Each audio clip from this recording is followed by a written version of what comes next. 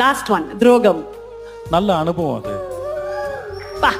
ஏன்னா சாப்பாட்டில் நிறைய சுவை இருக்குல்ல, புளிப்பு, இனிப்பு, உப்பு, உரப்பு அப்படின்னு இருக்கிற மாதிரி உணர்வுகளையும் நிறைய சுவை இருக்கு. காதல், பாசம், கோபம், இந்த மாதிரி நிறையா இருக்கு. இப்படி எல்லா உணர்வுகளும் வந்துட்டு போகிறதான் வாழ்க்கையின் அனுபவம்.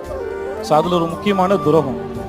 அப்போ தான் நம்ம எவ்வளோ பலசாலியாக இருக்கிறோம், உடஞ்சி போகாமல் இருக்கிறோம், நம்மளுடைய பலம் என்னன்னு தெரியும். துரோகம் நடந்ததுக்கு அப்புறம் தான் தெரியும் நான் நினைக்கிறேன். ஸோ அதுவும் ஒரு அற்புதமான சுவை தான். கடந்து வர்றது நல்லது. இல்லாட்டி நம்ம கதைகளை பேசுறதுக்கோ, நம்மளை பற்றி பேசுறதுக்கோ, இல்லை நம்ம பகிர்ந்துக்கிறதுக்கோ கதைகள் இல்லாமல் போயிடும். நல்லது இருக்கட்டும். லாஸ்ட் ஒன் துரோகம். நல்ல அனுபவம் அது. பா.